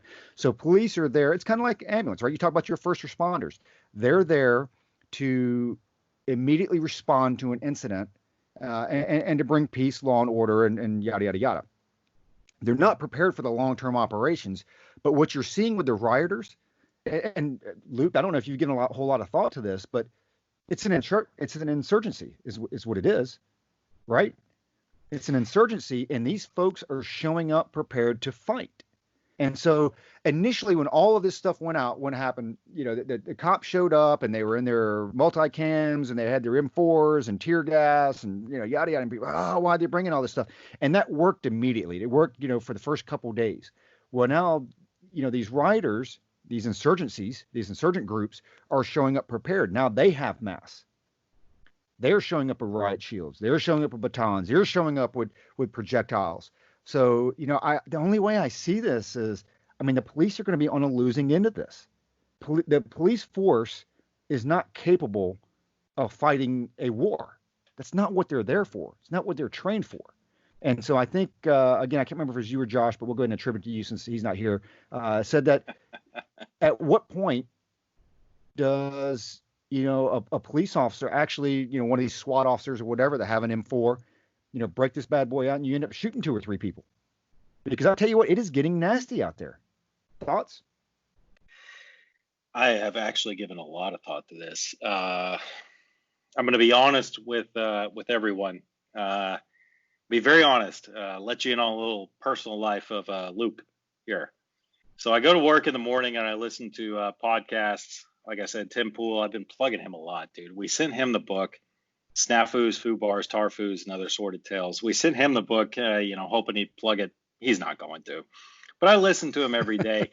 and I was listening to it 2 days ago on the way into work. And I don't know if it was the multivitamin I took on an empty stomach or what he was saying. But I started to get, my pulse started to go up and my blood pressure was all effed up. And I felt like I was going to throw up on the way to work, in my car. And I was like, okay, what's going on? Am I stressing out too much about this? I think I've been putting a lot of thought into it. And I see how dangerous at a crossroads we are as a society, as a country. And I have given a lot of thought to it, Roger. You're talking about insurgency and all these things. And there's a lot of conversation about that, and people want to throw it away and say, it's just some people protesting, it was the powder keg of everyone being locked down and whatnot. I believe that to a point, but at another point, I'm like, oh, dude, this stuff has been brewing for a long time. So I think about Antifa, combining with Black Lives Matter, insurgency, civil war, things like this. And I think, what are their demands? What are your demands? Okay. What do you want? Put it in writing. What do you want? And I think that if that could actually happen, if they could put it in writing what they actually want, I think there would be no argument whatsoever. Insurrection Act. I really do. I mean, people want to talk about. Oh God. Okay, there. Now I'm gonna have to go to my my internets here, my Google machine, and there's a thing called the Gell-Mann amnesia effect. Okay, the Gell-Mann amnesia effect basically says, okay, if I am an expert, well, no, I'm going to say if Roger is an expert at counterintelligence and he reads an article in the New York Times about counterintelligence and, Trump and Russia collusion and things like that, and he's like, I'm an expert in counterintelligence. This is bullshit. This article is absolute bullshit. It's wrong on so many levels. But then Roger is going to read that article, dismiss it, and then he's going to go on reading the New York Times, the news in general, and he's going to say, he's going to forget that other article was bullshit. And he's going to read something about the the war in Syria, and he's going to be like, oh yeah, well that's okay. I'm gonna listen to this. It's amnesia. You realize that something was wrong in the beginning, but then you go on reading the same news source, and you're like, oh no, it's amnesia. It's a logical. I'm not going to say a logical fallacy, but it's an actual thing that happens with people. They'll be like, no, wait. I'm an expert in concrete, and I know that this article is bullshit when they're talking about, this building that's going to be built. It's going to be built within 24 months. I know that's not possible. You're going to dismiss that article, and you're going to go on reading the newspaper, and you're going to say, oh, well, yeah, okay. I'm going to believe these other articles knowing that other one was bullshit. Okay, I went really far afield there, and I'm having problems reeling it back into where we were at. Actually,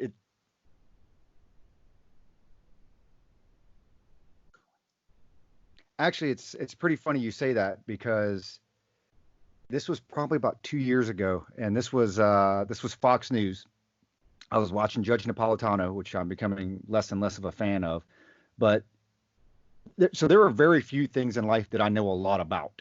And with this topic specifically that he was talking about, I happen to know a lot about that topic. And so anyway, he comes on and he's trying to explain it, and he's the subject matter expert they're bringing in. So it was a simple acronym that we use in our field. And he went and laid out the name of the acronym, and it was wrong. I mean, he was just flat out wrong. This was the subject matter experts that they brought on to explain this topic. And right off the top, he was like, any one of our listeners could have got on there with a quick gurgle and found out, the correct information. So he didn't do it. His researchers didn't do it, whatever. He was wrong. And so to your point, Luke, you sit there. I did have a moment there where I was like, well, this is a topic that I know about, and I know he's wrong. What about all these other topics that I don't know about, where I can't say he's inaccurate, he's incorrect, he's false, or whatever? So now, to your point, I actually take that and I take it to heart, and I put it in the back of my mind that every time I listen to any news source, even Fox News, right? I sit there with Fox News, and I'm like, you know what? You got to take some of this with a grain of salt. It's kind of like Wikipedia. Okay, you shouldn't use Wikipedia as a citation. I mean, of course, nowadays you can use editorials as a citation. That's anything, which is ridiculous. Hey, folks, real quick. That's a subtle dig on me, just so y'all know. And Roger knows what I'm talking about. It's a subtle dig on the Lukester, just so you know. But what those do is it should provide the thread for you to pull. So go to Wikipedia, do your gurgling, you hear something from the news, and I get that piece of information, and then I immediately try to go to the sources. I immediately try to go do my own due diligence so I can form my own semi-educated opinion on it. But and it goes back to the episodes that we've talked about previously with conducting your own due diligence. So you are absolutely right. Where in the past I've heard stuff that was inaccurate, and you just kind of blow it off, and you continue going on following that same news source. But that was one aspect where I was like, man, I know about this. This is wrong. Well, hey, I need to start questioning everything. So very valid point, Luke. I'll kick it back to you. We'll do some final thoughts, and we'll wrap this thing up. Okay, real quick, I'm going to kick it right back to you. Okay, and then hopefully you'll come back to me, because I really got lost in the sauce there. I really did. My thought train got completely derailed. You were asking about the police, and they're not equipped to deal with it, and you kicked it back to me, and you asked a question, and now I am struggling because I went off on the on the theory and all that stuff. So ask me the question again, if you don't mind. I don't even know if I had a specific question, as opposed to just looking at I guess I did, but it was one that you brought up earlier. At what point, I mean, how does this thing all play out? Because here's what's going to happen. As these insurgents, these rioters show up, and they have their projectiles, and they've got their riot shields. And these SWAT officers, okay, these are not your Barney Fifes. These SWAT officers, I know a couple SWAT officers. I mean, these guys come in like they're prepared for combat. And right now, some of these places, you have to be prepared for combat. So, what I was asking is, at what point, where does this go when a SWAT officer has to pull out his M4 and actually light up 4 or 5 and kill 4 or 5 people, because these people are making Molotov cocktails, other projectiles, this and that. I mean, at what point does this happen? And then where does it go from there? Yeah, okay. Now I'm back on track. Thanks, buddy. It's the Black Bush, buddy. Black Barrel. So yeah, I think that is I think we're dangerously close to that happening. I'll bring back my point about the Insurrection Act before I went completely off the rails there. Yeah, I think that plastered all over the national media, some poor SWAT officer who feels like his life is threatened. And if you look at these people, yes, they are escalating, and they know what they're doing. They know police tactics. They know escalation of force, and they are pushing it right up to the limit. And I think that we're dangerously close, like you and Josh have said. Well, not Josh, like you have said. This being on national media, and it attracting a lot of negative, somewhat attention. No, negative attention.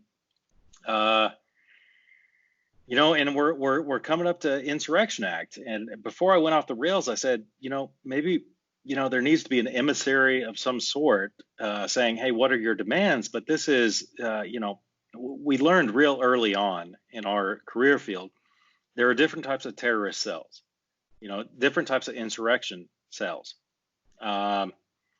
And this type of cell is a little bit like the Irish Republican Army back in the day, whereas there is no central leadership that we know of. They're independent cells who have an independent goal, and they go about that in that way. So there is no one person you can go to say, what are your goals? But I do believe, here's my point, I do believe, I know it's been hard to follow, folks. I'm sorry, Canteeners. It's been really tough with me tonight. But if you could get a list of demands from these people, and they were formalized, and they said, these are our demands, this is what we want, I think that the American public, 90%, 75% of the American public would be like, okay, these are insurrectionists who want to overthrow our government. This is what they want.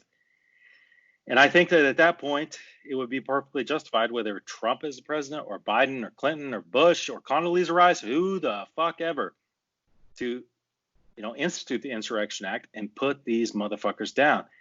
But that's not going to happen. And it's going to get more ugly. Roger, I'll kick it back to you. I'm sorry, Canteeners. I appreciate you following my thoughts tonight. And I'll kick it to Roger, and then we'll kick it back for the closing. It's actually pretty funny. So, listeners out there, this is not very different from our normal day-to-day interactions, especially when we have Josh involved as well. All three of us, You've got so many things just floating around your head. It's like alphabet soup. And as we start to go down tangents, I mean, one day we'll have to publish some transcripts of our messages that we send back and forth, because you'll start somewhere else and end up on the opposite side of the road. But no, I absolutely agree with you. There is no, they really have followed the pattern with, terrorists and terrorist organizations, especially in the last 2 decades, where, and granted, when you look at like the Taliban and this, and okay, you have a leadership or whatever, but it is truly about decentralizing, right? You decentralize the leadership. That way you can't just crush the whole movement. And what they're trying to do is create a grassroots movement so that you can't crush you can crush individual cells, but the movement in itself, continues to push forward and continues to survive. So you're absolutely right. They won't come out with a list of demands, because the list of demands is going to be, the exact opposite of the principles that the country was founded on. That's the fact. And the fact is, as much as it kind of goes back, and I have to apologize as well as we go off on these tangents, it goes back with this whole, Black Lives Matter, separate but equal. Hey, back in my day, we used to call that segregation, right? They don't even, you lose that historical context, and you go right back to shit that was against the founding, our founding principles. And that's why you're never going to see that stuff come out, because at the end of the day, make no bones about it, okay? And I don't care who the leader is. At the end of the day, it is power and control. Because here's what they've done, right? Freedom of speech is gone. Everybody wants freedom of speech until you say something that doesn't fit the narrative. Everybody wants freedom of speech until you have an unpopular opinion. Same thing with your actions, your expressions, the way you run a business. Everybody's happy and you're allowed to do it until it's something that they don't agree with. Hey, guess what, guys and gals? You know why there's more than one TV channel? Because not everybody likes to watch the same fucking thing. So when you have something, you see something on TV and you don't like it, what do? Do you send an email to DirecTV and say, hey, fucking, you need to remove this channel? No, you flip to the next one. But that's not what's happening now. And this goes deeper and deeper, and I'll just kind of leave this at this before I shoot it back to Luke. In my mind, and I'm going to oversimplify this extremely, so don't shit on me. But this is the difference between the left and the right. Generally speaking, and I know we go down social issues and economics and yada yada yada, but in a nutshell, for me, the right says, do whatever the fuck you want to do, just as long as it doesn't impact me, I don't have a problem with it. And when it does, and maybe it's more of a libertarian thing, once your actions, words, speech, whatever, way you run your business, impact me and my livelihood or my way of life, or have a direct impact on me, that's where I have a problem with it. And that's where you create laws, regulations, all that other good stuff. With the left, okay, they start off with the basic thing, hey, everybody should be able to do whatever the fuck they want to do. But oh, by the way, I'm going to create a law that says that you will recognize that what I'm doing is the right thing. There's a big difference there. There's a big difference between everybody just being able to do their thing and not impact somebody versus, hey, I'm going to create a law to recognize that you're gay. I'm going to create a law that says that you have to recognize that they are black, that they're white, that they're, that they're Christians, that they're Jewish or whatever. And that's the big difference. Okay. And that's not true freedom. That is not freedom. Okay. It's a blanket. They're covering up because what it boils down to is they are telling you what you can and can't think. They are telling you what you can and can't say. They're telling you what you can and can't do because, it pisses me off back to this whole fucking COVID thing because Ducey came out, the governor of Arizona, and they continued the closures for another 30 days. So again, folks, you can go to Walmart, you can go to Home Depot, you can go to the casinos, you can go wherever you want to. Can't go to the gym. Makes a whole lot of sense, right? Can't go to the Salt River. It goes back to the freedoms, and we've been preaching on this. This is like the underlying, principle, I think, of our show a lot is you're being told what to think. You're being told what to do. You're being told what to say. And here's what's worse about it. People are fine with that. They're fine with it. So I'll leave it on that. I'll kick it back to Luke. He can close us out. Before you get on your spiel there, Luke, I do just want to throw something out real quick before I forget, because I'll forget. Josh had a close family member. I don't want to get too personal about it, but he had a close family member who had surgery, I think, earlier this week. So, we just want to send out our thoughts and prayers to that family member.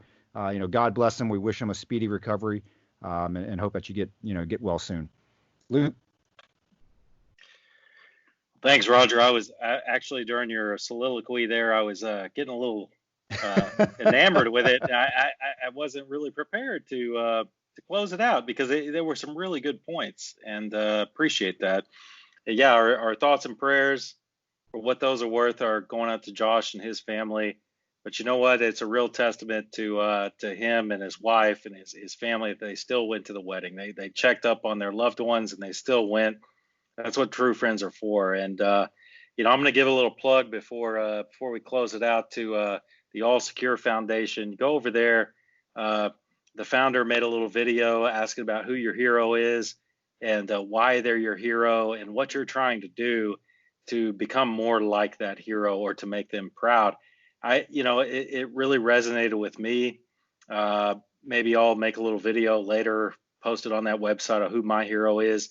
And man, that's just a powerful organization. I encourage y'all to go over there, check it out. Now, I'm going to say this for the listeners: the book we're selling, Josh and I have decided to go 100%. We're going to go out of pocket on the advertising costs and all that stuff for the book, and we're at $778 right now, maybe $780. And I'd hope that you guys, we want to push it up to 1,000. It's not much. It's enough to get All Secure by on their operating expenses for about 4 hours, but that's better than nothing. So if you haven't ordered the book yet, if you're putting it off, go ahead and order it, because 100%. I know we said 50%, and that's what it says in the book, but we're giving 100. So you guys go ahead and order that book, and we're gonna give it all to All Secure. So check them out. Check them out on allsecurefoundation.org, and hit it up. We really appreciate y'all listening, man. It was a little rambling tonight. It was a new format for me and Roger. I think it's better without Josh. We'll talk about making it Roger and Luke's Canteen Cup in the future. Okay. Thanks, everybody, for listening. We appreciate y'all. Go to carltonzeus.com and check him out on iTunes. All right. We'll see you next time, Canteeners. Awesome. You still sound constipated. Josh, when you watch this shit on YouTube, you better not fuck these interviews up. I got to cut and paste the shit in there. Oh, dude. It's going to be such an abortion if he fucks this up. Dude, it's going to be... Just think if he's like, bros, I couldn't get it done. He said, I meant to say this. He sent something earlier. You probably missed it. He said, okay, the groom's mother is not a fan. I'm going to Eddie Haskell her. So if he gets all fucked up and doesn't do this, dude, the editing is going to be fucking brutal. No, what he's going to do, if he fucks this up, his ass is going to go to the fucking shopping mall, and he's going to pull 3 random people, and he's going to ask those goddamn questions. Hey, he'll do the interview and be like, how come they look like your kids? That might be what we resort to. He just interviews his kids. Dude, I don't know what was with me tonight, but I was just getting all fucked up. Because you're drinking that shitty Black Barrel. You know what? It's and we not didn't even shitty, talk it's about. good. Hey, for the YouTube viewers out there, so this episode was supposed to be on what if Biden wins. Dude, we didn't even talk about fucking Biden. I was actually surprised when you did the first 30 minutes on the Big B Little White. I didn't even think it would last that long. I was like, holy shit, we're at 30 minutes on this thing already. So good stuff, which is good, because that'll be, for the viewers out there, that'll be the next episode. We'll do what if Biden wins. Because I had this whole thing prepared for what if Biden wins, what we're looking at. And yeah, what are you looking at? Like give them some preview. Like, what are you looking at? So what I think, when you look at Biden, you have to go back to the Obama era. That's what he knows. And you really have to look at the major changes during the Obama presidency. And then you have to take that and make it even more progressive. And I don't use that in a good term. So, I broke it down into, I didn't break it down. Actually, somebody else broke it down and I just fucking pulled it off Google. But government distrust, basically 5 categories: government distrust or trust. Okay. And we're talking about all levels. We're talking about politicians, Supreme Court, Congress, the electorate, yada, yada, yada. Talking about society, social, and values. I'm listening. Hold on. Were you taking a shit? No, go ahead. I'm listening. Just give me a second. Talking about the economy as far as welfare, unemployment, GDP, just the whole gamut. The U.S. position in the world, and that includes, the part of the economy, a lot of the military, our stance in the world, public opinion, popular opinion, and then race relations. So I kind of broke it down into those 5 areas and really look at the accomplishments or lack of accomplishments during the Obama era and apply that to Biden. And when Biden, if he wins the presidency, where is he going to go with those 5 areas? So I think you take those and basically what I did is I have those 5. I've got some snippets in there as far as where it went, his performance. And then I think from there, you take those and you push them farther to the left because that's where Biden's going. You push them farther to the left, and that is going to be the Biden presidency. Now, part of that is going to be based on Congress, the House and the Senate. Do the Republicans keep the Senate? Because here's the deal. Here is what the Democrats want. They don't want total party control. If you have total party control, and this is Republicans or Democrats, nothing gets done because you blame everything on you, blame everything on your party. They want to have the Senate stay in the Republicans' hands, and they want to keep the House, and they want the presidency. Because at that point, knowing that you have a Senate there that is Republican controlled, you can be, it's like the mail-in ballot, the mail-in voting. You can go as far left as you fucking want, but none of that's ever going to happen because you have a Senate in control. So that's just my thoughts. That's a little snippet for our next episode, but that's kind of the track that I'm running down. I'm telling Josh, I'm messaging him right now saying, dude, don't fuck this up. Which, by the way, that picture of him and Nicole, they look really good, man. He looks like he's lost some weight. I'm stuck on now. It's probably the camera. I mean, he clearly roofied her, right? I mean, that's how they got married. So, which I'm a fan of. It's. So, back to the Biden thing, real quick, and we can get into this on the next episode. But Reagan did some pretty crazy things during his presidency, and so did Clinton. I give props to Reagan and Clinton, and I can see Biden doing the same thing. Now, my old man says, and I'm like, I'm asking, well, what do you think? But my old man, he's been around for a while, 70 plus years, and he's like, Biden is not going to run the presidency. There is absolutely no doubt about that. I'm like, well, who is? Okay, and that's a question for the next episode. But I will say that I do think that there's going to be some plays taken out. Oh, and I'll include Obama on this. So there's going to be some plays taken out of the Reagan, Clinton, Obama playbook where it's like, okay, we're saying this, but we're doing another thing. Right. Like Obama with all the drone strikes, Clinton, all the stuff he pulled with the, tomahawks with the concrete in the warhead, and then Reagan with, the executive orders and stuff like that saying, hey, we're clean. Look at all the measures we're going to. And they were doing some dirty, dirty shit on the intel side. So I think there's going to be a lot of that. Roger, I want to have rose-colored glasses and say that Trump's going to win. But, right now, I just don't know. And I'm not saying that because of the polls. I'm saying that because people are fucking scared. And I said it earlier. I was joking with Josh, and he said there's a full all-out race war coming, and I said not if Biden wins, LOL. But it's almost like the American people are being extorted. It's like, okay, if Trump wins, there's going to be violence and riots in the streets and stuff like that.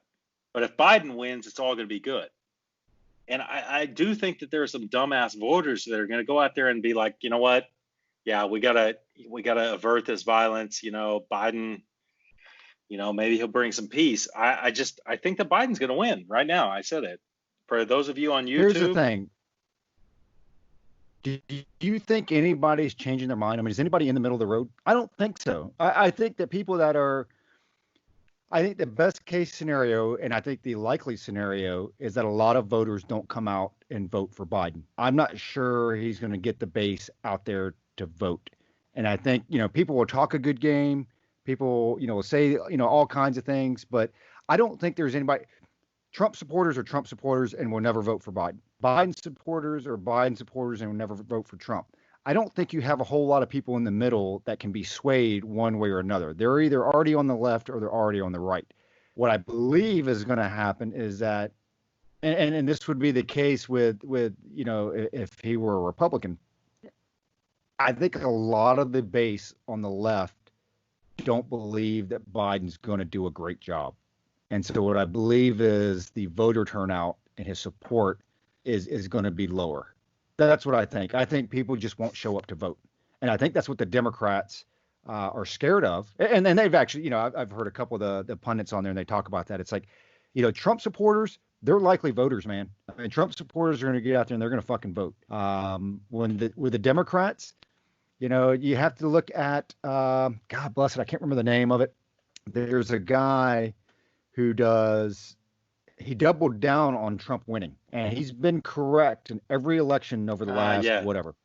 Yeah. And what he does is he looks at primary results, and he looks at voter turnout for the primaries, and because that's how you determine roots vote. Because here's the deal, right? You can have 120 fucking million people vote for Biden. Doesn't mean he's going to win, because if 120 million of them are from fucking California, it doesn't do anybody any good. Yeah. But what he does is he looks at the primaries, and that's where he gauges the support for the candidates. So I think based off that and what I've seen, I kind of question, and there's still a long time left, I kind of question the amount of support that he's going to have. And I think there's going to be a lot of Democrat voters out there that, you said people were scared. Here's the thing, though. When people are scared, they don't vote for change. Yeah. They vote to keep shit the way it is.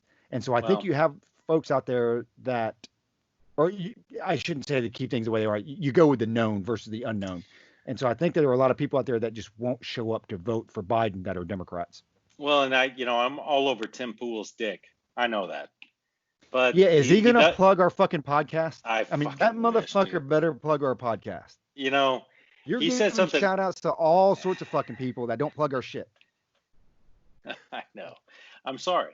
I'm trying. But he said something interesting. He's like, okay, you run faster scared than mad. Okay? And think about it. Because your life depends on it. Well, yeah, your life or injury. You punch a guy in the arm, right? You punch a guy in the arm real hard and you run away. It's a funny thing. You run away, you're going to run faster because he's mad. You're scared that he's going to punch you back.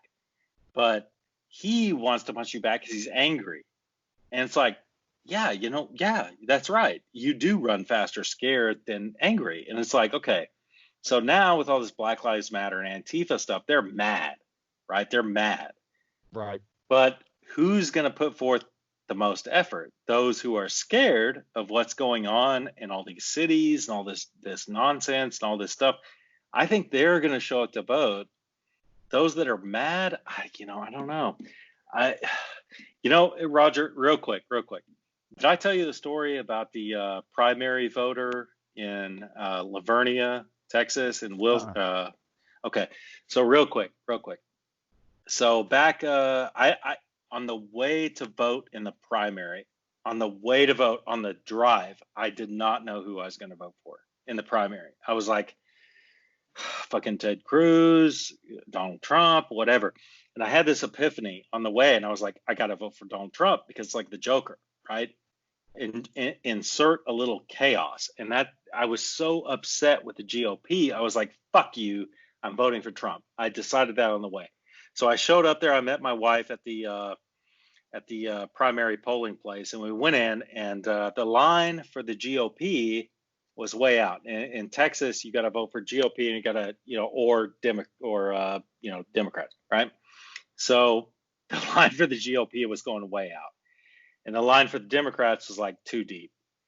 So there was a lady that came in, and it's like, you know, it's not be politically correct. It's like, this is a fucking left-wing voter. And she came in and she was being all loud. She was being all loud as she's signing in. She's like, and she said, this was when Clinton was on the ticket. She said, I voted Democrat my entire life. My entire life, I voted Democrat. And she's saying this as she's signing in on the Democrat registry. And then she goes and gets in the GOP line. So my point is, I don't know if she obviously was voting against Hillary Clinton. I don't know if she's voting for Ted Cruz or Trump or whatever, but she signed her name and she went and got in the GOP line, which you can do in Texas. So I don't know if the hate is that, you know, strong against Biden, like it was against Clinton. I don't know if you're going to have that same lady doing that same stuff. And I know that's a very anecdotal thing. No, you're right, though. No, and I heard one of the pundits talk about that. The reason they were saying one of their things that should scare the Trump campaign is that the hatred is not there. Joe Biden is a likable guy, and you hit it right on the head. Nobody's going to say, fucking, I hate that man, and go vote for Trump. Right. Nobody's going to say that.